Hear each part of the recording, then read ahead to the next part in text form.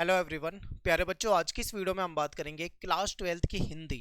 और हिंदी में हम बात करने वाले हैं हिंदी इलेक्टिव की। ठीक है। बहुत सारे बच्चे कमेंट कर रहे थे कि पेपर आने वाला है, आप पीवाईक्यू करवा दो। तो इसीलिए मैं आपके लिए पीवाईक्यू लेके आया हूँ। इसमें मैं आपको पिछले साल का यानी 2025 का क्वेश्चन पेपर कराऊंगा और सेट 1 कराऊंगा। ठीक है। सेट 1 कराने वाला हूँ। और ये कंप्लीट क्वेश्चन पेपर है, आपको बहुत ध्यान से देखना है। इसी टाइप का आपका पेपर आएगा, यानी कि जो पैटर्न होगा आपका अब जो 2026 के बोर्ड एग्जाम में, वो ऐसा ही रहेगा। ठीक है। पैटर्न चेंज नहीं होगा। और इस पेपर को देखने के बाद आपको ये भी पता लग जाएगा कि आपकी तैयारी किस लेवल की है। अगर ये आपको पेपर बिल्कुल नॉर्मल लगता है तो आप मुझे कमेंट में बताइए। हार्ड लगता है तो भी कमेंट में बताइए। ठीक है। जैसा भी आपको लगता है आप मुझे कमेंट में बताइए। अब ये 2025 का सीबीएसई का क्वेश्चन पेपर है और सेट 1 है, आप यहाँ पे देख पा रहे हो। और इसके अलावा एक और इन्फॉर्मेशन, सेट 3 जो है ऑलरेडी हमने बना दिया है। ये हमने पिछले साल ही करवा दिया था सेट 3। तो बच्चों को, आपको सभी को सेट 3 भी जरूर देख के जाना है, ताकि आपकी तैयारी जो है अच्छे तरीके से हो जाएगी। ठीक है। तो आगे चलते हैं। कुछ महत्वपूर्ण वीडियो है जो आपको देखनी है। यानी कि अब आपको एक एक चैप्टर में नहीं घूमना कि आप ये चैप्टर पढ़ रहे हो वो चैप्टर पढ़ रहे हो। अब लास्ट टाइम पे ये नहीं करना। एक एक वन शॉट वीडियो बनाई है, इन वन शॉट वीडियो को देखोगे तो कंप्लीट आपकी बुक हो जाएगी, कंप्लीट सिलेबस हो जाएगा। तो जैसे कि आपको अभिव्यक्ति माध्यम की तैयारी करनी है तो आपको ये वीडियो देखनी है। इससे बाहर आपके पेपर में कोई क्वेश्चन नहीं आएगा, तो इसको देख के जाना है। अगर मान लो आपको केवल काव्य खंड आपका कमजोर है, काव्य खंड देखना है, तो आप इसमें देखो सारी कविताएं आपको जो आपके सिलेबस में सबका आपको व्याख्या वगैरह सब कुछ इसमें कंप्लीट मिल जाने वाली है। ठीक है।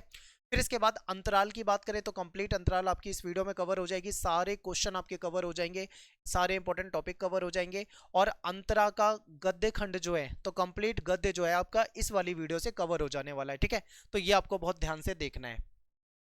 अब एक बार पेपर का पैटर्न देख लेते हैं। तो इसमें टोटल जो क्वेश्चन है वो 13 है और 3 सेक्शन में पेपर डिवाइडेड है। ठीक है। सेक्शन ए मान लीजिए का को, इसको बी मान लीजिए और इसको सी मान लीजिए, यानी कि 3 सेक्शन में आपका पेपर जो है डिवाइडेड है। ठीक है। और आगे चलते हैं, देखते हैं कि किस प्रकार के क्वेश्चन आ रखे हैं। तो सबसे पहला जो आपका सेक्शन ए है, एक बार आप इसे ध्यान से देखो। सेक्शन ए जो है अपठित बोध, ठीक है, इसको देखते हैं। तो इसमें आपके सामने एक पूरा पैसेज दे रखा है। आपको ये बहुत ध्यान से देखना है और अच्छे तरीके से पढ़ना है। ठीक है। अब मैं यहाँ पे आपको पैसेज नहीं पढ़ूंगा, क्योंकि पैसेज पढ़ूंगा काफी टाइम वेस्ट होगा। मैं साइड हट जाता हूँ, आप इसको देख सकते हो, स्क्रीनशॉट लो या वीडियो को पॉज करो, इसको एक बार पढ़ लो। ठीक है। इसके बाद आगे चलो, ये भी उसी पैसेज का पार्ट है, क्योंकि बड़ा पैसेज होता है और कई सारे उसमें एमसीक्यू क्वेश्चन होते हैं। ठीक है। तो ये हमने पैसेज को देख लिया। अब हम चलते हैं सीधा क्वेश्चन की तरफ। ये जो मैंने हाईलाइट कर रखा है ना, अंडरलाइन कर रखा है, ये वो पॉइंट है जहां से आपके पेपर में क्वेश्चन पूछे हुए हैं। ठीक है। क्योंकि मैंने बनाने से पहले सारी एक एक लाइन पढ़ ली थी इसकी। अब बात करते हैं क्वेश्चन की। तो सबसे पहला क्वेश्चन यहाँ पे आपके सामने है कि वर्ष 2024 का पृथ्वी दिवस जो था वो किस पे केंद्रित था। ठीक है। तो ये प्लास्टिक हो जाएगा इसका सही आंसर, क्योंकि आपको पता है प्लास्टिक का यूज बढ़ रहा है। और प्लास्टिक एक ऐसी वस्तु है जो बहुत लंबा समय ले लेती है, उसको खत्म नहीं होती वो। ठीक है। और कहीं ना कहीं ये पर्यावरण में पॉल्यूशन फैलाती है और ये हमारे लिए अच्छा नहीं है। ठीक है। मनुष्य के लिए नुकसानदायक है। तो प्लास्टिक पे ये हुआ था। नेक्स्ट है कि गद्यांश में प्रयुक्त सभी लोग जाग जाएं, इसका मतलब क्या है? सभी लोगों को जाग जाने से क्या मतलब है? तो यहाँ पे मतलब है कि पृथ्वी की रक्षा के लिए सभी लोगों को जागरूक हो जाना है, सचेत हो जाना है। ठीक है। तो ए ऑप्शन आपका यहाँ पे हो जाएगा। इसके बाद क्वेश्चन नंबर 3 देखो। पृथ्वी की माँ से तुलना का आधार क्या है? यानी पृथ्वी की तुलना जो है वो माँ से यानी मदर से की गई है। तो किस आधार पे की गई है? ठीक है। तो आपको पता है माता जो होती है, माँ जो होती है, वो पालन पोषण करती है। ठीक है। तो पालन पोषण के गुण के कारण उसको माँ से कंपेयर किया गया है। ठीक है। अगला क्वेश्चन है कि प्रकृति के प्रति गांधी जी का क्या दृष्टिकोण था, उनका क्या नजरिया था? तो गांधी जी का मानना था कि पृथ्वी, वायु, जल और भूमि हमारे पूर्वजों की संपत्ति नहीं है, बल्कि ये हमारे बच्चों और आने वाली पीढ़ियों की अमानत है। हमें अपनी भावी पीढ़ियों को, ठीक है, यानी जो संसाधन हमारे पास हैं ये कभी ना कभी तो खत्म हो जाएंगे, तो हमको इसका मिसयूज नहीं करना है। ठीक है। ये हमें मतलब मिला हुआ नहीं है, ये हमें अपने बच्चों के लिए यानी आने वाली पीढ़ियों के लिए बचा के रखना है। अपनी आने वाली पीढ़ी को हमको एक साफ सुथरा पर्यावरण देकर जाना है। गांधी जी का मानना था कि पृथ्वी के पास लोगों की, जो पृथ्वी है, ठीक है, इसके पास लोगों की जरूरत पूरी करने के पर्याप्त संसाधन है, लोभ की पूर्ति लायक नहीं है। यानी कि पृथ्वी के पास इतने संसाधन है जो मनुष्य की आवश्यकता को तो पूरा कर सकते हैं, यहाँ कोई दिक्कत नहीं है। लेकिन अगर लोभ लालच है तो उसका उसको ये पूरा नहीं कर पाएगा। ठीक है, तो ये यहाँ पे बताया गया है। ये सब कुछ पैसेज से लिया है, तो पैसेज में आपको सीधा सीधा आंसर मिलेगा, सीधा सीधा आंसर मिलेगा, बिल्कुल घुमाया फिराया नहीं है। अगला क्वेश्चन है कि बढ़ती हुई आबादी के कौन कौन से दुष्परिणाम सामने आ रहे हैं। अगर आबादी बढ़ेगी तो क्या दुष्परिणाम होंगे। आपको पता है कि संसाधनों पे कहीं ना कहीं ज्यादा दबाव पड़ेगा, तो प्राकृतिक संसाधनों का दुरुपयोग होगा, उस पर दबाव पड़ेगा, लोगों को संसाधनों की कमी हो जाएगी, जैव विविधता को हानि पहुंच रही है। ठीक है, तो ये सारे इसके साइड इफेक्ट या फिर नुकसान है। नेक्स्ट क्वेश्चन है कि गैर नवीकरणीय ऊर्जा और नवीकरणीय ऊर्जा, इसके बीच में आपको अंतर बताना है, उदाहरण देके बताना है। ठीक है, तो देखिए गैर नवीकरणीय ऊर्जा जो होते हैं, ये ऊर्जा के ऐसे संसाधन हैं जिसको हम समाप्य या फिर सीमित संसाधन मानते हैं, जैसे कोयला, पेट्रोलियम, प्राकृतिक गैस। ये सीमित मात्रा में है, यानी पृथ्वी में है लेकिन सीमित मात्रा में है, आज नहीं तो कल, कभी ना कभी ये जो संसाधन है वो खत्म हो जाएंगे। ठीक है, तो ऐसे में हमें ऐसे संसाधन यूज करने चाहिए जो कभी ना खत्म होने वाले संसाधन हो। तो ऐसे संसाधन को हम क्या कहते हैं, इसको हम नवीकरणीय ऊर्जा के स्रोत के रूप में जानते हैं। और ये असीमित संसाधन होते हैं, इसको आप जितना भी यूज करो ये खत्म नहीं होंगे। जैसे सौर ऊर्जा, आपने देखा होगा सौर ऊर्जा से बिजली बनाई जाती है, तो डेली सूरज निकलता है, डेली दिन होता है, डेली रात होती है, तो जैसे ही दिन होता है सूर्य सूर्य निकलता है और कहीं ना कहीं आपको सौर ऊर्जा मिलती है। ठीक है, यानी कि उससे बिजली बना सकते हो। पवन ऊर्जा हो गया, ये इसके कुछ एग्जाम्पल हो गए। तो ये आपको यहाँ पे बताया गया है।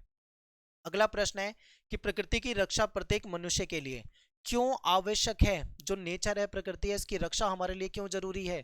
तो इसलिए जरूरी है क्योंकि धरती पर जीवन अगर बनाए रखना है तो उसके लिए हमें प्रकृति को बचाकर रखना होगा। ठीक है, तो अब यहाँ पे हमारा एक पैसेज जो है वो कंप्लीट हो जाता है।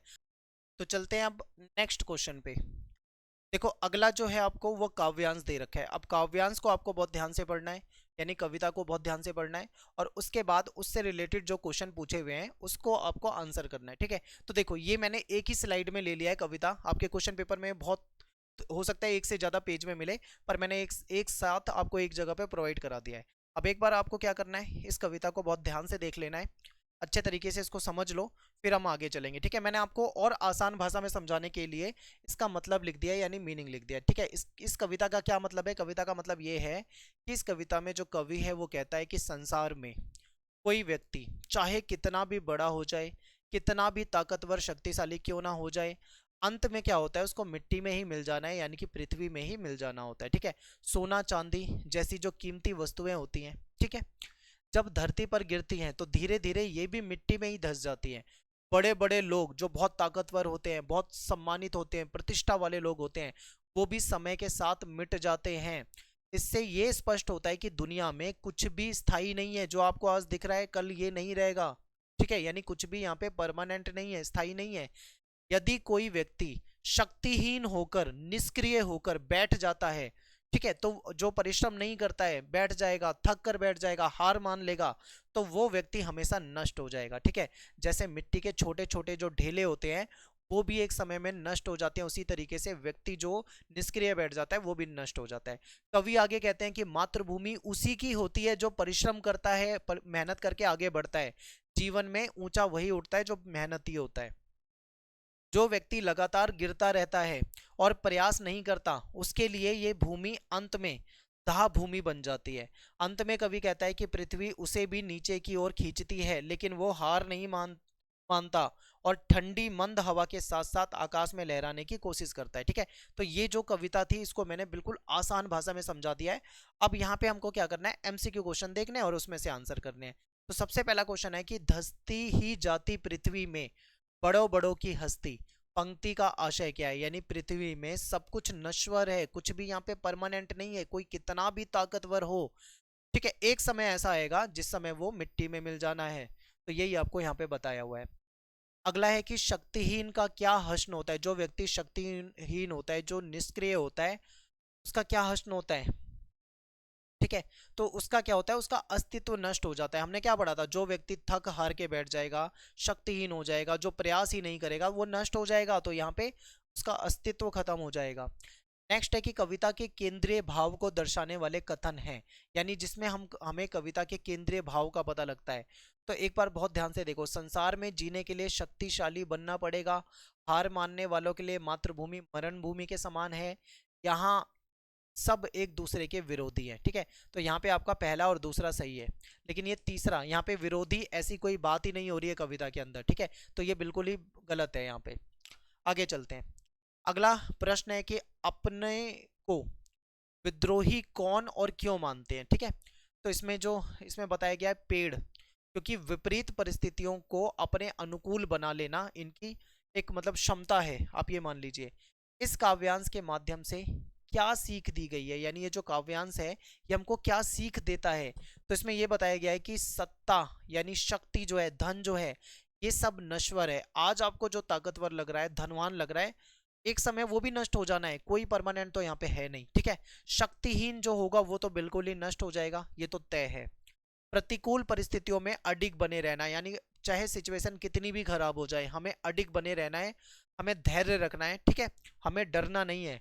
भावी पीढ़ी को अपने जीवन से प्रेरणा देना, यानी अगर हम अच्छा जिएंगे, ठीक है, मेहनत करेंगे, मेहनती होंगे, तो हमारे आने वाली पीढ़ी हमसे मोटिवेट होगी, तो उसको कहीं ना कहीं हम प्रेरणा देंगे। तो ये बातें आपको इसमें बताई गई है। नेक्स्ट है कि गुरु गर्जना करने वाले बादलों का वृक्षों के मस्तक पर अभिषेक करना, ये क्या दर्शाता है। तो इसमें बताया गया कि जो पुरुषार्थी होता है, जो साहसी व्यक्ति होता है, जो संघर्ष करने वाला व्यक्ति होता है, ठीक है, इनका विरोधी और शक्तिशाली व्यक्तियों के द्वारा भी सम्मान किया जाता है। कोई ताकतवर व्यक्ति होगा तो विरोधी भी उसका सम्मान करेगा, क्योंकि वो ताकतवर है, वो मेहनती है, ठीक है। ये आपको यहाँ पे बताया गया है। अब बात करेंगे सेक्शन बी, ठीक है, अभिव्यक्ति और माध्यम। और मैं आपको पहले ही बता चुका हूं कि अभिव्यक्ति और माध्यम पे ऑलरेडी हमने वन शॉट वीडियो बना दी, अगर आपने नहीं देखा है तो आप उसको जरूर देखिए, ठीक है। अब बात करते हैं सेक्शन बी।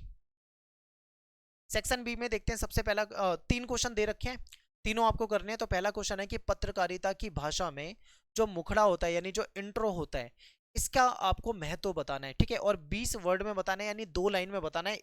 ज्यादा बड़ा आंसर आपको नहीं करना, क्योंकि 1 नंबर का क्वेश्चन है, ठीक है। तो देखिए, समाचार, कोई भी न्यूज होगी, उसमें जो सबसे पहला और महत्वपूर्ण हिस्सा होता है वो उसका इंट्रो होता है, क्योंकि हमें इंट्रो से ही पता लग जाता है। आप देखते हो ना, हेडलाइन से ही पता लग जाता है कि अंदर क्या होगा न्यूज में। तो ये एक तरीके से इंट्रो वही काम करता है, आपको इंट्रो से पता लग जाता है समाचार संक्षेप में कि उसमें क्या बातें होंगी। इसमें आपको कम शब्दों में घटना की आकर्षक जानकारी मिल जाती है। आप देखते हो ना कि कैसी कैसी ब्रेकिंग न्यूज बना देते हैं, कैसी कैसी हेडलाइन बना देते हैं, मात्र एक लाइन में, एक सेंटेंस में ही आपको बहुत बड़ी बड़ी बातें कह देते हैं। इसके बाद अगला प्रश्न है कि जनसंचार के माध्यम जो होते हैं आपस में प्रतिद्वंदी नहीं है, यानी जनसंचार के बहुत सारे माध्यम है। टेलीविजन हो जाएगा, रेडियो हो जाएगा, प्रिंट मीडिया हो जाएगा, मैगजीन हो जाएगी, न्यूज़पेपर हो जाएगा, ठीक है, किताबें हो जाएंगी। तो ये सब जनसंचार के माध्यम है, ये एक दूसरे के कॉम्पिटिटर नहीं है, आपस में प्रतिद्वंदी नहीं है, बल्कि एक दूसरे के पूरक हैं, ठीक है, एक दूसरे के सहयोगी हैं। इसके बारे में आपको बताना है। तो देखिए, जनसंचार के जो विभिन्न माध्यम है, चाहे वो प्रिंट हो, चाहे वो रेडियो हो, चाहे वो टेलीविजन हो, ठीक है, इंटरनेट की अपनी अपनी खूबियां हैं और इन सबकी क्या है, अपनी अपनी कमियां हैं। तो सबकी अपनी खूबियां है, सबकी अपनी कमियां हैं, लेकिन ये एक दूसरे के कॉम्पिटिटर नहीं है, एक दूसरे की कमी को पूरा करने का काम करते हैं, ठीक है। सबका लक्ष्य जो होता है वो एक ही होता है कि लोगों को नवीनतम, यानी लोगों को नया, अद्यतन और सटीक जानकारी जो है वो लोगों को मिल सके, लोगों को उपलब्ध कराना, ये इसका क्या होता है, पर्पस होता है, इसका उद्देश्य होता है। इसके बाद अगला प्रश्न है, बीट किसे कहते हैं, उदाहरण सहित आपको बताना है। तो बीट क्या होता है, देखो, संवाददाता जो होते हैं उनका अलग अलग चीजों में इंटरेस्ट होता है, तो उनके इंटरेस्ट यानी उनकी जो रुचि है, उनकी जो नॉलेज है, उनका जो ज्ञान है, इसको ध्यान में रखकर उनके काम का बंटवारा किया जाता है। मैं आपको एग्जांपल से समझाता हूँ। जैसे मान लो कोई संवाददाता है, उसको क्रिकेट में इंटरेस्ट है, ठीक है, वो क्रिकेट यानी क्रिकेट को, खेल को बहुत अच्छे से समझता है, तो उसको खेल जगत का काम दे दिया जाएगा कि आपको खेल जगत से रिलेटेड जो जानकारी है वो छापनी है, ठीक है। आप न्यूज़पेपर देखते हो तो उसमें एक अलग से कॉलम होता है जिसमें आपको जो भी टूर्नामेंट चल रहे होते हैं या जो भी ट्रॉफी चल रही होती है, ठीक है, उसके बारे में आपको जानकारी मिल जाती है। तो वो कौन करेगा, जो उसमें इंटरेस्ट रखता होगा। अब मान लो कोई ऐसा व्यक्ति है जिसका इंटरेस्ट है क्राइम में, तो क्राइम से रिलेटेड जो भी खबरें होंगी वो उसको देनी होंगी, ठीक है, वो लाएगा, उस पर काम करेगा। किसी को इंटरेस्ट होगा फैशन पे, तो फैशन जगत की जानकारी वो लेकर आएगा। तो इस तरीके से लोगों के यानी संवाददाताओं का जो इंटरेस्ट होता है, इंटरेस्ट उनकी रुचि के हिसाब से, उनके ज्ञान के हिसाब से उनको काम बांट दिया जाता है।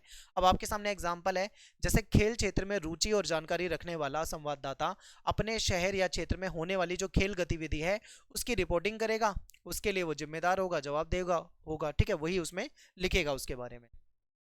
अब चलते हैं नेक्स्ट पे। अब आपके सामने देखो, यहाँ पे कोई दो प्रश्न करने हैं, यानी तीन प्रश्न आपको दे रखे हैं और आपको कोई दो प्रश्न यहाँ पे करने हैं, ठीक है। तो चलिए समझते हैं। और कितने वर्ड में लिखना है, देखो 60 वर्ड में लिखना है, ये भी आपको याद रखना है, यानी ज्यादा नहीं, 6 से 7 लाइन में आपको आंसर कर देना है। तो पहला क्वेश्चन देखते हैं समाचार पत्र वाला। और इससे पहले आपको बता दूं, अभिव्यक्ति माध्यम की ऑलरेडी वीडियो बना रखी है, ये जरूर देख लेना, ये सारी वीडियो के लिंक आपको कमेंट में मिल जाएंगे, ठीक है। तो चलिए पहले क्वेश्चन पे चलते हैं कि समाचार पत्र पत्रिकाओं में विभिन्न विषयों और क्षेत्रों से संबंधित जानकारी को क्यों शामिल किया जाता है, स्पष्ट कीजिए। समाचार पत्र पत्रिका जो होते हैं उसमें अलग अलग विषय, अलग अलग क्षेत्र की जानकारी क्यों डाली जाती है। देखो, अब आप इसका आंसर सीधा सीधा सोच लो बिना कुछ बताए, क्योंकि न्यूज़पेपर जो होता है, समाचार पत्र जो होता है, मान लो ये न्यूज़पेपर है, ठीक है। अब न्यूज़पेपर हर घर में जाता होगा। अब हर घर में जाते होंगे तो लोगों का इंटरेस्ट अलग होगा। जो महिलाएं होंगी वो सास बहू वाला जो अलग से पेज आता है वो उसको पढ़ना पसंद करती होंगी। कोई फैशन को, फैशन क्षेत्र में इंटरेस्ट होगा तो वो फैशन के बारे में पढ़ना पसंद करेगा। मान लो किसी का क्रिकेट में इंटरेस्ट है, हॉकी में इंटरेस्ट है, या किसी और गेम में इंटरेस्ट है, वो उस गेम से रिलेटेड जानकारी ढूंढेगा। किसी को मान लो क्राइम में इंटरेस्ट है, क्राइम वाली घटनाएं लोगों को पढ़ने में बहुत मजा आता है, कुछ लोग ऐसे होते हैं, तो वो उस चीज को ढूंढेगा। तो सबका इंटरेस्ट अलग होता है, इसीलिए जो समाचार पत्र पत्रिका होते हैं वो भी अलग अलग विषय को कवर करते हैं, ताकि लोगों को सब कुछ एक ही न्यूज़पेपर में मिल जाए, ठीक है। ज्यादा से ज्यादा जो उनको जानकारी लेनी है वो मिल जाए। तो समाचार पत्र या पत्रिका जो होती है इसमें संपूर्णता लाना, यानी कि ऐसा ना हो कि कोई कमी रह जाए, सब कुछ हो जाए एक ही न्यूज़पेपर में। फिर विविधता और व्यापक कलेवर हेतु, यानी विविधता यानी वैरायटी मिल जाएगी।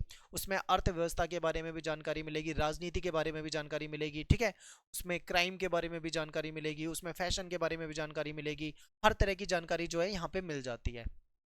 फिर पाठकों की अलग अलग रुचि, क्योंकि जो लोग होते हैं पढ़ने वाले पाठक, उनका इंटरेस्ट हमेशा अलग होता है, तो उनके इंटरेस्ट को ध्यान में रख के ये क्या करते हैं, अलग अलग विषयों में लिखा करते हैं, ठीक है। अगला क्वेश्चन, दृश्य श्रव्य माध्यम यानी जो ऑडियो विजुअल जो माध्यम होते हैं उसकी तुलना में जो मुद्रित माध्यम है यानी जो प्रिंट माध्यम होता है, ठीक है, ये पाठकों को कौन कौन सी सुविधाएं देते हैं।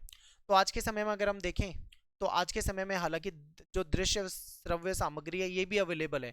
आज के समय में सबके पास इंटरनेट है, एंड्रॉयड मोबाइल होते हैं, तो आराम से आप कहीं पे भी जा रहे हो, नेट चलता है, आप सब कुछ देख सकते हो, ठीक है। लेकिन फिर भी अगर हम देखें कई जगह पे नेटवर्क की प्रॉब्लम हो सकती है, वहाँ पे लोगों के पास हो सकता है संसाधन ना हो, क्योंकि ये महंगा भी होता है। तो लोग क्या करते हैं, प्रिंट माध्यम लेते हैं, यानी न्यूज़पेपर पत्रिका या कुछ भी पढ़ सकते हैं। तो इसका फायदा क्या है, ये स्थायित्व होता है। स्थायित्व मतलब एक परमानेंट है, आप अपने बैग में डालो, जहां मर्जी वहां जाओ, पढ़ते हुए चले जाओ, आप कहीं भी पढ़ सकते हो उसको। समय और रुचि के अनुसार पढ़ने की सुविधा मिल जाती है। मान लो कि आपके पास न्यूज़पेपर आया, अब आपके पास पूरे दिन टाइम नहीं है, रात में आपको टाइम मिलता है, तो कुछ लोग रात में न्यूज़पेपर पढ़ते हैं क्योंकि दिन भर उनको टाइम ही नहीं मिलता। तो अपने टाइम के हिसाब से, अपनी सुविधा के हिसाब से आप इसको पढ़ सकते हो। लंबे समय तक सुरक्षित रखने और संदर्भ की तरह इस्तेमाल करने की सुविधा है, बिल्कुल। आप लंबे समय तक इसको सुरक्षित रख सकते हो और एक एविडेंस या संदर्भ के रूप में, एक स्रोत के रूप में भी इसका इस्तेमाल कर सकते हो, ठीक है। चिंतन मनन और विश्लेषण करने की सुविधा भी आपको इसमें मिलती है। आप पढ़ोगे, सोचोगे, विश्लेषण करोगे, चिंतन करोगे, ये सारी सुविधा आपको इसमें मिलती है, ठीक है। तो ये इसके बेनिफिट है। इसके बाद अगला प्रश्न है कि खोजी रिपोर्ट और इन डेप्थ रिपोर्ट, इसके अंतर के बारे में आपको बताना है, यानी खोजी रिपोर्ट और इन डेप्थ रिपोर्ट जो होती है इसमें क्या अंतर है, यही आपको यहाँ पे स्पष्ट करना है। तो सबसे पहले बात करते हैं खोजी रिपोर्ट की, ठीक है। तो देखिए, खोजी रिपोर्ट क्या है, यानी मौलिक शोध और छानबीन के द्वारा सार्वजनिक तौर पे अनुपलब्ध सूचना और तथ्यों को प्रकाश में लाने वाली रिपोर्ट, यानी ये एक ऐसी रिपोर्ट है जो मौलिक शोध है, यानी पहले उस पर कोई शोध नहीं हुआ है, ठीक है, यानी पहली बार किसी ने किसी घटना पे शोध किया है, ये बिल्कुल न्यू है। न्यू का मतलब एकदम नवीन है, पहले से इसके बारे में जानकारी अवेलेबल नहीं है। फिर छानबीन के द्वारा सार्वजनिक तौर पे अनुपलब्ध, यानी कि ये जो आपको खोजी रिपोर्ट में जो जानकारी मिलेगी ना, वो आपको सार्वजनिक तौर पे न्यूज़पेपर में, टेलीविजन में कहीं नहीं मिलेगी, ये बिल्कुल नहीं होती है, ठीक है। अनुपलब्ध सूचना यानी जो कहीं पे भी उपलब्ध ना हो, ऐसी सूचना होती है। अब मैं आपको एग्जांपल से बताता हूँ, जैसे मान लो किसी भी क्षेत्र में होने वाला जो भ्रष्टाचार है, कोई गड़बड़ी है, ठीक है, अनियमितता, गड़बड़ी, इसको प्रकाश में लाने वाली खबर जो होती है ये खोजी रिपोर्ट होती है। जैसे कि आपने देखा होगा कई जगह पे क्या होता है, कोई फ्लाईओवर बन रहा है, मान लीजिए कोई फ्लाईओवर बन रहा है, ब्रिज बन रहा है, अब उसमें क्या है, धांधली हो गई है, उसमें माल मसाला मटेरियल जो भी लगा है, सरिया, रोड़ी, ठीक है, सीमेंट वगैरह जो भी उसमें लगा है, मान लो उसमें धोखाधड़ी हो रही है। आपने देखा होगा न्यूज में कई जगह पे रोड उठा हाथ से ही उड़ जाता है, तो इस तरीके का काम होता है। तो ऐसी चीजों को लेकर आना प्रकाश में, जहां पे भ्रष्टाचार दिख रहा हो, गड़बड़ी दिख रही हो, अनियमितता दिख रही हो, तो ये सब क्या होता है, ये खोजी रिपोर्ट होती है, क्योंकि उससे पहले वो किसी और ने नहीं लाई होती है। इसके बाद बात करते हैं इन डेप्थ रिपोर्ट, यानी सार्वजनिक तौर पर उपलब्ध, यानी ये उपलब्ध सूचनाओं और तथ्यों की गहरी छानबीन करके किसी घटना, किसी समस्या या किसी मुद्दे से जुड़े महत्वपूर्ण पहलुओं को प्रकाश में लाने वाली रिपोर्ट। यानी कि ये रिपोर्ट बनाई जाती है, मान लो सार्वजनिक तौर पे कोई सबूत, कोई किसी घटना से रिलेटेड पहले से अवेलेबल है, तो उसको और गहराई से छानबीन की जाती है, उसकी तह तक जाते हैं और फिर जाके एक रिपोर्ट बनाते हैं, जिसको हम इन डेप्थ रिपोर्ट कहते हैं, यानी बहुत गहराई से अध्ययन करके उस रिपोर्ट को बनाया जाता है। ठीक है, नेक्स्ट है आपका निम्नलिखित में से आपको किसी एक विषय पर 100 वर्ड में रचनात्मक लेख लिखना है। ठीक है, ये बहुत सिंपल होता है, ये मैं आपको नहीं बताऊंगा यहाँ पे, आपको बिल्कुल सोच समझ के लिखना है। ये इसमें से मतलब एक टॉपिक तो ऐसा होता है जो बहुत ईजी होता है। ठीक है, जैसे मान लो वरिष्ठ व्यक्तियों के प्रति हमारे कर्तव्य, जो हमारे वरिष्ठ नागरिक हैं, जो बड़े बुजुर्ग हैं, उनके प्रति हमारे क्या कर्तव्य होने चाहिए, वही बातें आपको लिखनी है। ठीक है, हमको उनका सम्मान करना चाहिए, हमें उनकी मदद करनी चाहिए, उनकी बातों को समझना चाहिए। तो आप कुछ भी बता सकते हो, जो भी आपको सही लगता है। ठीक है, तो 100 वर्ड जो होता है बहुत ज्यादा नहीं होता, 10 लाइन लिखनी है, तो आप आराम से लिख सकते हो सोच समझ के। इसके बाद चलते हैं अगले प्रश्न पे। निम्नलिखित में से किन्हीं दो प्रश्नों के उत्तर आपको 60 शब्दों में लिखना है। ठीक है, 3 क्वेश्चन दे रखे हैं, लेकिन करना आपको कोई 2 है। ठीक है, तो चलिए देखते हैं एक बार। सबसे पहला प्रश्न है आपका, चित्रकला, संगीत कला या नृत्य कला, इसकी तरह कविता लेखन की कला सिखाई क्यों नहीं जा सकती? बिल्कुल बहुत इंपॉर्टेंट क्वेश्चन है। जैसे कि ड्राइंग सिखाई जा सकती है, ड्राइंग सिखाते हैं ना, स्केच बनाना सिखाया जाता है, संगीत सिखाया जाता है, म्यूजिक सिखाया जाता है, डांसिंग यानी डांस भी सिखाया जाता है, लेकिन कविता लेखन नहीं सिखाया जा सकता। क्यों? क्योंकि ये अंदर के भाव, ठीक है, आपने देखा होगा कोई शायर होता है, कोई कवि होता है, वो जो नज्म लिखता है, वो कविता जो लिखता है या जो पंक्तियां लिख देता है, वो उसके अंदर के भाव होते हैं, उसके जीवन के अनुभव होते हैं। और ये अनुभव लाना, अंदर के भाव लाना, ये सब व्यक्तियों में नहीं हो सकता, यानी हर व्यक्ति कविता नहीं लिख सकता है, याद रखना। और ये जैसे कीबोर्ड पे हम टाइपिंग करते हैं ना, हम 10 दिन 20 दिन 30 दिन टाइपिंग करेंगे तो हमारी स्पीड बढ़ जाएगी। ठीक है, हम बहुत ही ज़्यादा परफेक्ट हो जाएंगे, लेकिन कविताओं में ऐसा नहीं होता। डांस सीखोगे, 10 20 दिन 30 दिन प्रैक्टिस करोगे, हो जाएगा। ठीक है, डांस सीख सकते हो, संगीत सीख सकते हो, चित्रकला सीख सकते हो, लेकिन कविता लिखना ये बहुत मुश्किल होता है। तो देखिए आखिर क्यों ऐसे पॉसिबल नहीं है। तो देखिए, कविता जो होती है अनुभूति जन्य नैसर्गिक अभिव्यक्ति है, यानी कि कविता एक ऐसी अभिव्यक्ति है जिसमें अनुभूति, जो हम अनुभव करते हैं, जो फील करते हैं, उसके बारे में लिखते हैं। आप देखो, जो निराला ने जो फील करा, उनके साथ जीवन में जो जो हुआ, आप सभी जानते हैं कितना दुखदायी उनका जीवन था, तो उन्होंने जो फील किया, जरूरी थोड़ी है कि वो दर्द किसी दूसरे ने फील किया हो। अब प्रेम वाली जो कविताएं होती है, जैसे आपकी जो किताब में पहली ही कविता है, ठीक है, आपने देवसेना का गीत पढ़ा होगा, तो उसमें आपने जो देखा, जो लिखा होगा किसी ने, वो कुछ समझा होगा, फील किया होगा, तभी तो वो उस तरीके से लिख पाया। तो हर कोई नहीं कर पाता इसे, इसलिए ये हमारे अंदर की अनुभूति है, तो ये इसे सीखा नहीं जा सकता। अन्य कलाओं की तरह कविता लेखन में बाह्य उपकरण, ठीक है, की आवश्यकता नहीं होती। जैसे कि अन्य कला है, जैसे जिसमें किसी में जैसे चित्रकला करना है, तो आपको रंग चाहिए होगा, पेंट ब्रश चाहिए होगा, कैनवस चाहिए होगा, ठीक है। और म्यूजिक सीखना है तो आपको वाद्य यंत्र चाहिए होंगे, आपको उसे बजाना, प्ले करना आना चाहिए। तो ये, लेकिन कविता में ऐसा कुछ नहीं चाहिए, बस एक पेन चाहिए, कागज चाहिए, लिख दो। ठीक है, जो लिखने वाले होते हैं बस उतने में लिख देते हैं, कुछ नहीं चाहिए, बस दिमाग के अंदर वो अनुभव होने चाहिए, वो फीलिंग होनी चाहिए जिसको वो उतार पाए। नेक्स्ट है कि कविता लेखन हेतु देखने की नवीन दृष्टि, पहचानने और प्रस्तुत करने की कला, प्रतिभा प्रकृति प्रदत्त, जिसे अभ्यास से केवल निखारा जा सकता है। ठीक है, यानी कविता लेखन जो होता है, इसमें हम नवीन दृष्टि, नई दृष्टि से देख सकते हैं, चीजों को पहचान सकते हैं, उसको प्रेजेंट कर सकते हैं। ठीक है, अपनी जो कला है, जो हमारे अंदर जो प्रतिभा है, ठीक है, या जो हमारा नेचर है, उस हिसाब से हम अभ्यास कर सकते हैं, अभ्यास करके उसको निखार सकते हैं, लेकिन बाकी कलाओं की तरह सीख नहीं सकते उसको। इसके बाद नेक्स्ट है कि नाटक के मंच निर्देश हमेशा वर्तमान काल में ही क्यों लिखे जाते हैं, उदाहरण सहित बताना है। यानी जो भी नाटक लिखा जाता है उसमें जो मंच निर्देश होते हैं वो वर्तमान काल में लिखे जाते हैं, ठीक है, भूत और भविष्य में नहीं लिखे जाते। क्यों भाई, ऐसा क्यों है? तो देखिए, दर्शक जो हैं, जो प्रेक्षक जो हैं, वो वर्तमान में ही उपस्थित होना है। कोई समझ रहे हो ना, जैसे मान लो स्टेज पे कोई नाटक करना है तो वो वर्तमान में ही होगा। जो अभिनय करने वाले हैं, जो एक्टर हैं, वो वहां पे जाएंगे, जो देखने वाले जो भी हैं ऑडियंस है वो भी उसी समय में जाएंगे, तो वर्तमान में होगा, उसे फ्लैशबैक में जाके नहीं होता वो, तो इसलिए। इसके बाद है दर्शक प्रेक्षक को घटना से अवगत कराना, यानी जो दर्शक हैं, जो प्रेक्षक हैं, उसको उस घटना से अवगत कराना है। भूतकाल या भविष्यकाल की घटनाओं को नाटक में वर्तमान काल में ही मंच पर मंचित और संयोजित या अभिनीत किया जाता है। ठीक है, जैसे मान लो कोई पुराना नाटक है, कोई 50 साल पहले कोई घटना हुई है, उस घटना को नाटक के रूप में दिखाना है, लेकिन उसको बेशक से वो घटना 50 साल पुरानी है, भूतकाल की घटना है, लेकिन उसको दिखाना वर्तमान में ही पड़ेगा, जैसे आज के समय में दिखाया जा रहा है। एग्जाम्पल के लिए फिर ऐतिहासिक या पौराणिक जो घटनाएं होती हैं, इससे जुड़ी जो कहानियां हैं, उसको नाटक के माध्यम से वर्तमान काल में ही प्रस्तुत किया जाता है। ठीक है, तो ये आपको यहाँ पे बताना था। अगला प्रश्न है कि कहानी में पात्रों के चरित्र चित्रण का सबसे अधिक प्रभावशाली तरीका कौन सा है, यानी कोई कहानी जो होती है उसमें जो पात्र होते हैं, जो कैरेक्टर होते हैं, उनका जो चरित्र का निर्माण होता है, चित्रण होता है, उसमें सबसे ज्यादा जो प्रभावशाली तरीका क्या होता है। तो देखिए, किसी भी कहानी में पात्र के बारे में बताना है तो सबसे महत्वपूर्ण होता है उसका संवाद, डायलॉग। आपने कोई फिल्म देखी होगी तो फिल्म आपको अच्छी लगती है तो उसमें डायलॉग की वजह से, कि कैसे उनके डायलॉग थे, कैसे उनके संवाद थे, ठीक है, क्या उनके क्रियाकलाप थे, इसकी वजह से।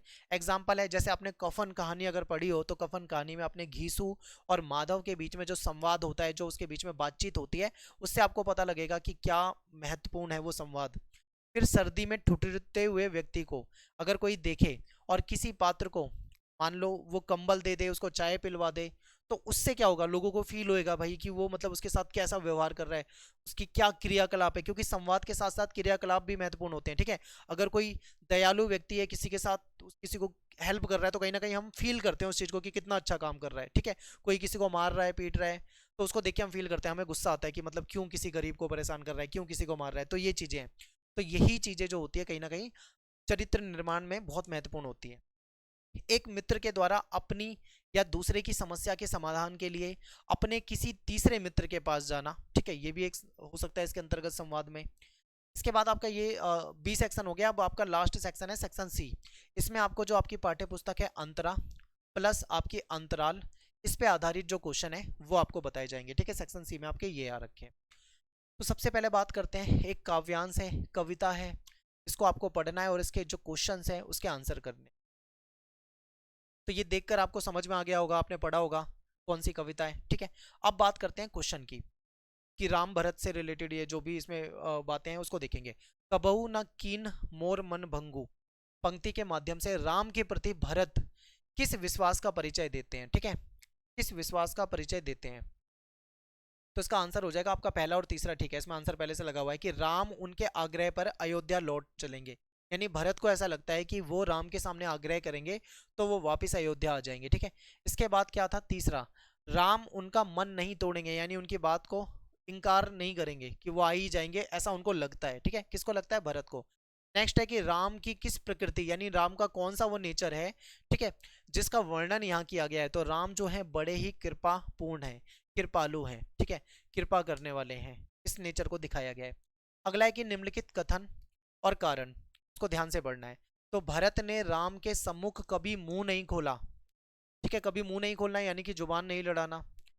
शिष्टाचार की परंपरा रही है कि बड़ों के सामने विनम्रता और व्यवहार किया जाता है, तो ये बिल्कुल हमारे यहाँ पे परंपरा रही है शिष्टाचार की, कि जो बड़े बुजुर्ग होते हैं या बड़े भाई होते हैं उनके सामने जबान नहीं लड़ाई जाती, ठीक है, उनको जवाब नहीं दिया जाता है, कभी उनके सामने मुंह नहीं खोला जाता है। तो आपका कथन कारण दोनों ठीक है, और ये इसको सही एक्सप्लेन भी कर रहा है, यानी कि इसकी सही व्याख्या भी कर रहा है। ठीक है, नेक्स्ट है भरत ने राम के स्वभाव का किस विशेषता का उल्लेख किया है।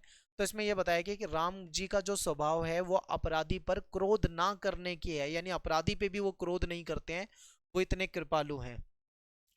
फिर पुलकी शरीर सभा भय ठाणे, ये जो पंक्ति है इसके माध्यम से जो मनोदशा है, यानी किसकी मनोदशा का वर्णन किया जा रहा है। तो इसमें भरत, ठीक है, इसमें राम और भरत के बीच की ही बातें हैं, तो इसमें भरत की जो मनोदशा है उसके बारे में वर्णन किया जा रहा है। इसके बाद बात करते हैं, क्वेश्चन नंबर 8 है कि काव्य खंड पे आधारित निम्नलिखित 3 प्रश्नों में से किन्हीं 2 प्रश्नों का आंसर आपको 40 वर्ड में करना है। ठीक है, 3 आपके सामने क्वेश्चन दे रखे हैं और इन 3 में से आपको किसी 2 क्वेश्चन का आंसर करना है। ठीक है, इसमें अगर देखो ये हम पहले ही बता चुके हैं, मैं आपको कई बार बता चुका हूं कि वीडियो ऑलरेडी अवेलेबल है, आप इसको देख लेना। पहला क्वेश्चन है कि देवसेना का जो गीत कविता है इसके आधार पे आपको लिखना है कि देवसेना के जीवन की जो विडंबना है, ठीक है, वो किसे कहा गया है। तो देवसेना, आपने पढ़ा होगा कि देवसेना जो है वो प्रेम करती है स्कंदगुप्त से, और उसके मन में अभिलाषा होती है स्कंदगुप्त को प्राप्त करने की। लेकिन स्कंदगुप्त जो होते हैं वो देवसेना से प्रेम नहीं करते, वो किसी और से प्रेम करते। तो एक तरीके से यहाँ पे लव ट्रायंगल बन रहा है, ठीक है। यानी कि यहाँ पे देवसेना प्रेम करती है किससे, स्कंदगुप्त से, लेकिन स्कंदगुप्त जो है वो इससे प्रेम ना करके किसी और से प्रेम करते हैं। लेकिन बाद में जब उसका जीवन खत्म होने वाला होता है, वो बूढ़ी हो जाती है, बहुत एज हो जाती है, उस समय वो वापिस आते हैं उसके पास। तो वो कहती है कि भाई अब प्रेम की क्या आवश्यकता है, जब पूरा जीवन मैंने दुखों में बिता दिया है, ठीक है। तो ये चीजें है। तो विडंबना क्या है, आपसे यहाँ पे पूछा हुआ है कि विडंबना आपको बताना है, और क्यों है ये भी बताना है। तो विडंबना है कि उचित समय पर स्कंदगुप्त के प्रेम को प्राप्त ना कर पाना, यानी जब प्रेम की आवश्यकता थी, जब वो उससे प्यार करती थी, उस समय उसने उसको एक्सेप्ट नहीं किया। देवसेना ने जीवन भर संघर्ष किया, दुखों में अपना पूरा जीवन व्यतीत कर दिया, ठीक है। जब उसे प्रेम की अभिलाषा थी, प्रेम की चाहत थी, तब प्रेम नहीं मिला, लेकिन जब मिल रहा है तब उसकी आवश्यकता नहीं रही। फिर नेक्स्ट है क्यों, स्कंदगुप्त को प्राप्त ना कर पाना, दुखी क्यों रहती थी, क्योंकि वो स्कंदगुप्त को प्राप्त नहीं कर पाई थी। नेक्स्ट है कि राष्ट्र सेवा के व्रत को पूर्ण करने में असफल, ठीक है। तो ये महत्वपूर्ण है। ये जो आंसर मैं आपको दिखा रहा हूँ ये आपके आंसर की वाले आंसर है, ठीक है। एक्यूरेट आपको सीबीएसई ने जो आंसर की में प्रोवाइड कराए हैं वो आंसर है, तो इसीलिए शॉर्ट में है। बाकी पेपर में आप चाहो तो थोड़ा थोड़ा मतलब डिटेल में लिख सकते हो थोड़ा सा आप डिटेल में लिख सकते हो पेपर में, ठीक है। इसके बाद देखो अगला क्वेश्चन, जो तोड़ो कविता है, तोड़ो कविता से आपका अगला क्वेश्चन लिया गया है।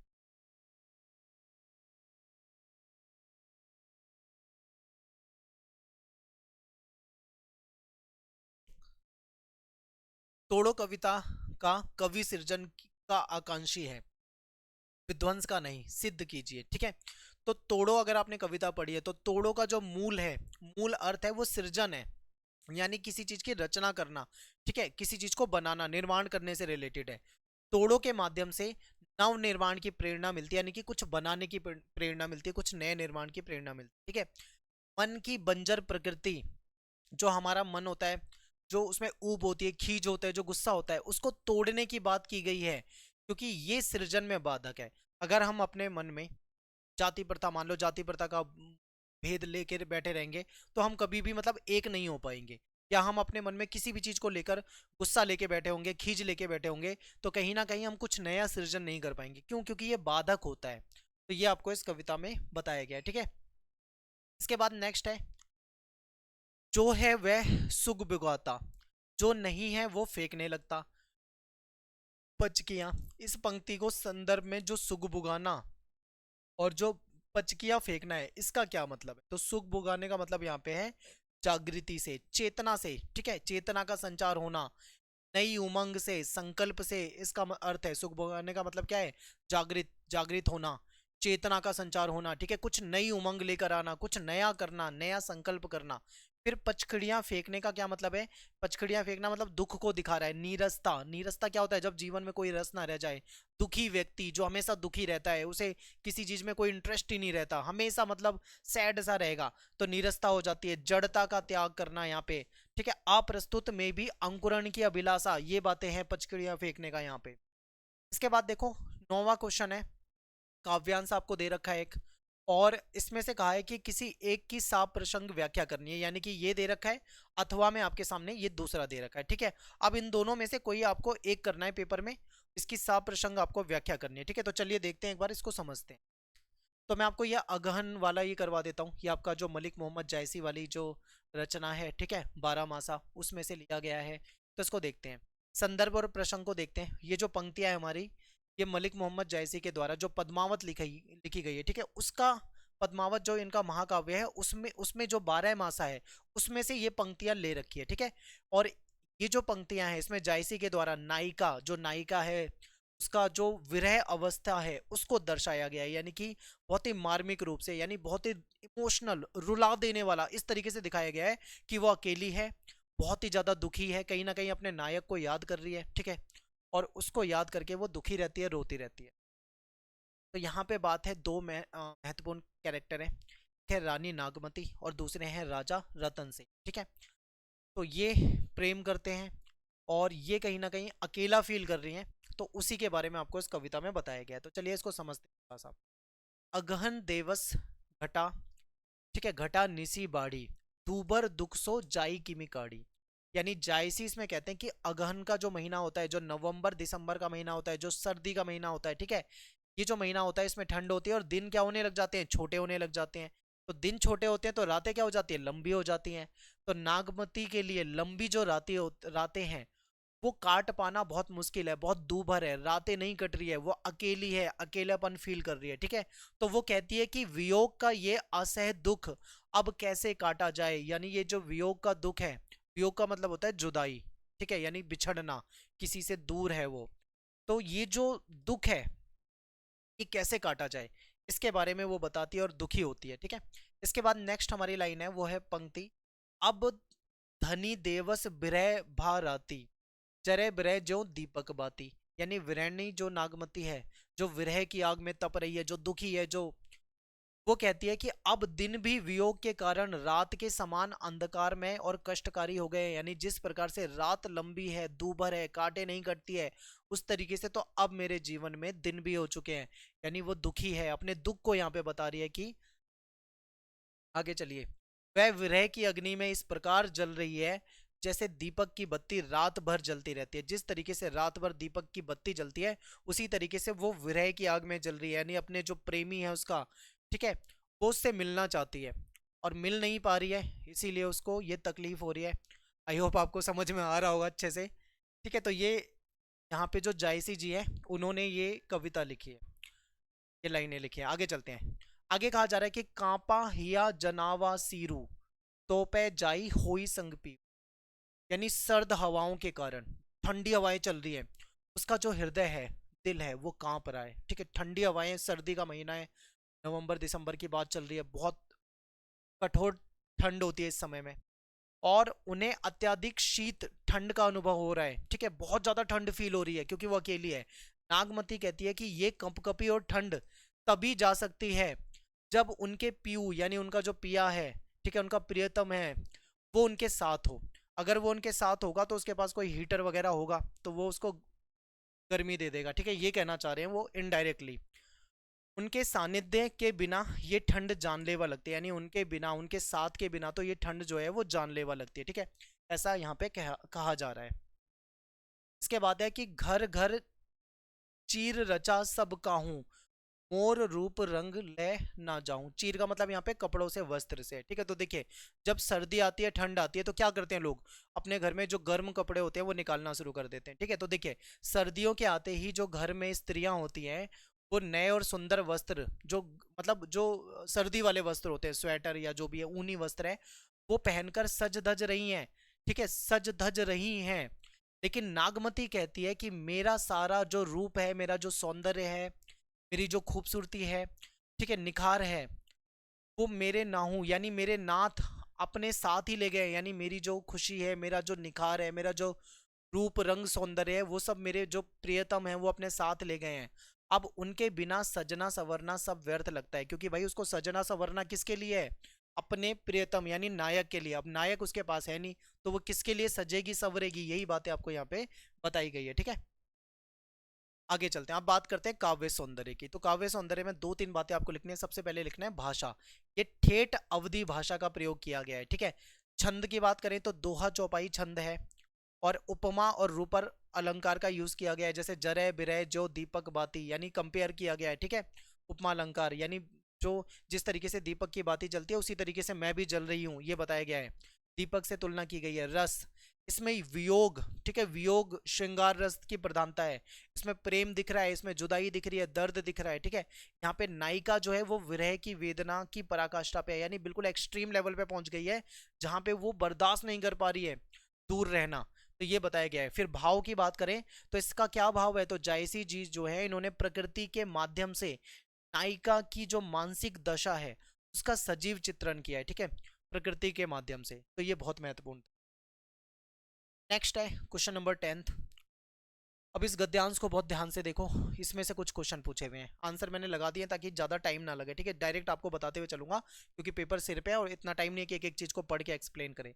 तो लेखक के पिता की किस में रुचि थी, किस चीज में इंटरेस्ट थी, तो हिंदी फारसी भाषा की जो उक्तियां होती थी उसको मिलाने में लेखक के पिता का इंटरेस्ट था। गद्यांश में रामचरितमानस और रामचंद्रिका का उल्लेख क्यों किया गया है, क्योंकि घर के जो साहित्यिक परिवेश है, ठीक है, उसमें जो पूरा वातावरण है उसका उल्लेख करने के लिए। अगला क्वेश्चन है कि लेखक के मन में भारतेंदु के संबंध में मधुर भावना जागने का कारण क्या है, क्योंकि पिता द्वारा चित्ताकर्षक ढंग से उनके नाटकों को सुनाया जाना, यानी पिता बहुत अच्छे तरीके से भारतेंदु जो थे, हरिश्चंद्र जो थे, भारतेंदु हरिश्चंद्र, उनके नाटक सुनाते हैं, इसलिए कहीं ना कहीं उनका इंटरेस्ट जो था वो और ज्यादा उस पर हो गया था। ठीक है, गद्यांश में प्रयुक्त अवस्था, ये जो शब्द है इसका अर्थ क्या है, अवस्था इसमें आयु को दर्शा रहा है। ठीक है, फिर अगला आपके सामने क्वेश्चन है कि निम्नलिखित कथन कारण को देखना है, यानी बचपन में लेखक राजा हरिश्चंद्र और कवि हरिश्चंद्र में कोई अंतर नहीं कर पाते थे, यानी उनको कवि हरिश्चंद्र और राजा जो हरिश्चंद्र थे वो सेम लगते थे, यानी एक ही लगते थे, उनको नहीं पता था। लेखक की जो बाल बुद्धि है, यानी बच्चा है अभी, उसकी नाम की समानता के कारण दोनों को एक ही समझती है, क्योंकि भाई बच्चा है, लेखक जो है उस समय में बाल अवस्था में बच्चे हैं, तो उनको इतना ही समझ नहीं है कि अलग अलग व्यक्ति हैं, दोनों को वो एक ही समझ रहे हैं। तो कथन तथा कारण दोनों यहाँ पे ठीक है, और ये इसको सही तरीके से एक्सप्लेन भी कर पा रहे हैं। क्यों बच्चा क्यों कंफ्यूज है, इसलिए क्योंकि वो बाल अवस्था में है। होता है ना कि बच्चे नहीं समझ पाते, वो उतना नहीं जानते। अब बात करते हैं नेक्स्ट की। अगला क्वेश्चन है कि परिवेश का व्यक्तित्व निर्माण पे क्या प्रभाव पड़ता है, आचार्य रामचंद्र शुक्ल के व्यक्तित्व के आधार पे आपको इसको बताना है। ठीक है, तो देखिए परिवेश यानी जो हमारा माहौल होता है, जिस माहौल में हम रहते हैं, तो उसका हम पे क्या प्रभाव पड़ता है। तो आप कहते हो ना जैसी हमारी संगत होती है हम वैसे ही हो जाते हैं, तो परिवेश यानी जो हमारी संगत है वो व्यक्तित्व निर्माण का महत्वपूर्ण घटक होता है। हम जैसे लोगों के साथ रहेंगे, अगर हम विद्वानों के साथ रहेंगे तो हम विद्वान जैसा व्यवहार करेंगे, विद्वान बनेंगे। हम अगर लड़ाकों के साथ रहेंगे तो हम लड़ेंगे हमेशा। ठीक है, अगर हम नशेड़ियों के साथ रहेंगे तो हम नशे वाली आदत में चले जाएंगे। तो जैसा हमारा परिवेश होगा वैसा ही हम हो जाते हैं। फिर परिवेश से ही व्यवहार और सोच और भावनाओं को आकार मिलता है। ठीक है, इसीलिए कहा जाता है कि दोस्त हमेशा अच्छे बनाओ, अच्छे दोस्त होंगे तो आपको एक अच्छा माहौल मिलेगा और आप भी कहीं ना कहीं आगे बढ़ोगे। अगर आपने गलत टाइप के दोस्त बना लिए तो वो आपको गलत दिशा में ले जाएंगे। फिर घर के साहित्यिक परिवेश के कारण आचार्य शुक्ल का हिंदी साहित्य और हिंदी और साहित्यकारों के प्रति जो झुकाव था ये भी आपको इसमें बताना है। ठीक है, इसके बाद है हरगोबिंद संवदिया था, यानी संदेश पहुंचाता था, उसके द्वारा बड़ी जो बहुरिया थी उसके संवाद को ना पहुंचाने को आप कहां तक उचित मानते हो, यानी आपसे पूछा हुआ है कि उसने संदेश जो नहीं दिया था, आप क्या उसको सही मानते हो या नहीं मानते हो। आप तर्कपूर्ण उत्तर दो। अब देखो यहाँ पे आपसे पूछा हुआ है, यानी आपको अपने विचार लिखने हैं, तो विचार दो प्रकार के होंगे। कुछ कहेंगे कि ठीक है उसको संदेशा नहीं देना चाहिए था, लेकिन कुछ कहेंगे कि उसको संदेशा, ठीक है, कुछ कहेंगे संदेशा देना चाहिए था, सॉरी, कुछ कहेंगे कि संदेशा देना चाहिए था, लेकिन कुछ कहेंगे संदेशा नहीं देना चाहिए था। तो दोनों तरह के होंगे, तो हमको पक्ष और विपक्ष दोनों में लिख देना है, तो हमारे पूरे मार्क्स मिलेंगे। ठीक है, जैसे कि देखो मुक्त उत्तर है, इसका मुक्त उत्तर का मतलब है आप अपने हिसाब से लिख सकते हो, कोई इसमें मार्क्स आपके कटेंगे नहीं। संवदिया होने से पूर्व, क्योंकि संवदिया तो बाद में है ना, पहले तो वो हरगोबिन एक मनुष्य है, उसके भीतर भी तो मानवीय संवेदना है। जब उसने बड़ी बहुरिया के जो दुख सुने तो वो अंदर से बहुत दुखी हो गया। बड़ी हवेली से उसका संपन्नता के दिनों से ही जुड़ाव था। अब उसने देखा कि बड़ी बहुरिया इतने दुखों में है, इतने ज्यादा दुखों में है, तो उसके घर वालों के सामने उसकी बातों को अगर वो रखता तो उसको ऐसा महसूस हो रहा था कि गांव में बदनामी हो जाएगी। ठीक है, यानी उसके गांव की बदनामी हो जाएगी, तो उस बदनामी ना होने के कारण वो उसके संदेश को नहीं पहुंचाना चाहता था। ठीक है, फिर हरगोबिंद संवदिया था, अच्छा बुरा चाहे कैसा भी हो, संदेश मतलब उसका काम क्या है, संवाद, यानी उसका संदेश पहुंचाने का काम है।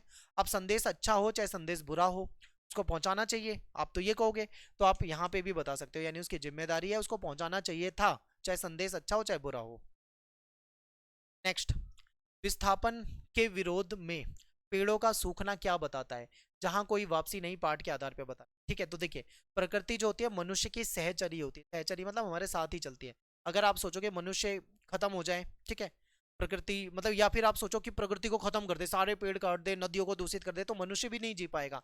दोनों कहीं ना कहीं एक दूसरे से जुड़े हुए हैं। प्रकृति मनुष्य की सुख दुख की साझीदार है, हमारे सुख दुख की।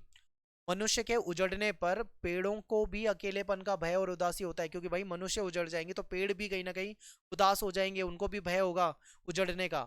जब मनुष्य ही अपने गांव से उजड़ जाएंगे तो पेड़ जीवित रहकर करेंगे क्या, ये बात आपको बताई गई है, जहां कोई वापसी नहीं, पार्ट में। ठीक है, इसमें से हमेशा क्वेश्चन आपके पेपर में आता है।